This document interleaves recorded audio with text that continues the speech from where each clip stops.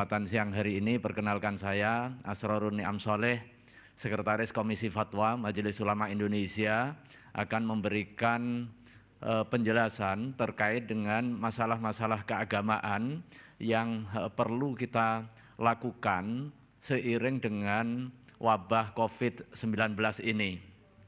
Islam menegaskan bahwa menjaga jiwa itu bagian tak terpisahkan dari maqasid asy-syariah atau tujuan dibangunnya hukum Islam. Di samping menjaga jiwa, juga tetap menjaga tegaknya agama. Dua hal ini harus berjalan seiring dan sejalan. Nah, untuk kepentingan itu, kami atas nama Majelis Ulama Indonesia menghimbau kepada masyarakat Indonesia, khususnya umat Islam Indonesia, untuk terus berkontribusi di dalam mencegah peredaran COVID-19 dengan cara ikhtiar lahir dan juga ikhtiar batin.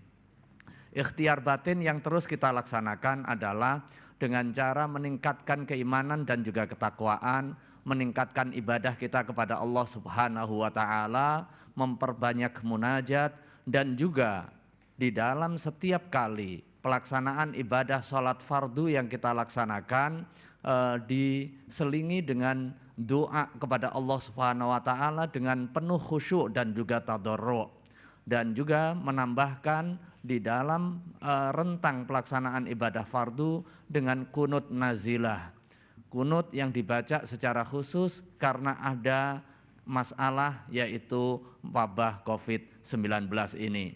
Di samping itu, kita di dalam pelaksanaan ibadah juga penting menyesuaikan dengan protokol-protokol kesehatan. Salah satunya adalah menghindari kerumunan, sekalipun itu atas nama ibadah. Karenanya penting kami mengingatkan terkait dengan konten fatwa Majelis Ulama Indonesia yang sudah ditetapkan pada 16 Maret 2020 yang lalu, fatwa nomor 14 tahun 2020 tentang pedoman pelaksanaan ibadah dalam wabah COVID-19. Bukan melarang ibadah, justru pada kesempatan kondisi wabah ini ibadah harus ditingkatkan sebagai bentuk ikhtiar batin kita. Tetapi untuk kontribusi kita menyelamatkan jiwa, maka salah satu protokol kesehatan yang harus dijaga bersama adalah meminimalisir kerumunan. Dengan demikian, ibadah yang dilaksanakan dengan cara berkerumun seminimal mungkin dilarang dan juga dihindari, semata untuk kepentingan hifdzu an-nafsi. Karenanya mari kita secara bersama-sama memakmurkan seluruh bumi Allah Subhanahu wa Ta'ala dengan kepentingan ibadah. Ibadah tidak hanya di masjid, tidak hanya di musola, tetapi di rumah kita masing-masing. Ada hikmah di balik peristiwa.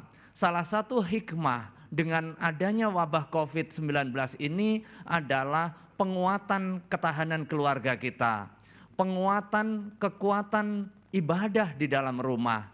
Bahkan Rasulullah SAW menegaskan di dalam hadis sahihnya bahwa afdhalus sholati sholatul mar'i fi baitihi illal maktubah. Sebaik-baik ibadah sholat yang dilaksanakan oleh hamba, di dalam hal ini adalah umat Islam, adalah sholat yang dilaksanakan di rumah. Sholat di rumah itu adalah keutamaan. Sebaik-baik sholat yang dilakukan adalah sholat di rumah, kecuali sholat maktubah dan juga kecuali sholat-sholat yang memang terikat dengan pelaksanaan di masjidnya, seperti sholat tahiyatul masjid. Untuk itu kami menghimbau kepada segenap umat Islam untuk meningkatkan ikhtiar batin, apalagi sebentar lagi momentum Ramadan, menguatkan pelaksanaan ibadah dari rumah. Kegiatan kita seiring sejalan dengan pencegahan penyebaran COVID-19 dengan 3 langkah. Langkah yang pertama, penguatan kita berada stay at home, tinggal di rumah dengan meningkatkan pelaksanaan ibadah. Kemudian yang kedua, kita menjaga jarak. Menjaga jarak dari kerumunan dan juga dari orang-orang semata untuk kepentingan hifdzu an-nafsi. Dan yang terakhir, pesan universal keagamaan adalah pesan menjaga kesehatan. Karena kesehatan pada hakikatnya adalah tujuan utama di dalam kehidupan kita untuk kemaslahatan bersama. Ku anfusakum wa ahlikum naro walatulku biaidikum ilat tahlukah. Terima kasih, mudah-mudahan ada guna dan faedahnya. Wallahul muwaffiq ila aqwamit thoriq. Wassalamualaikum warahmatullahi wabarakatuh.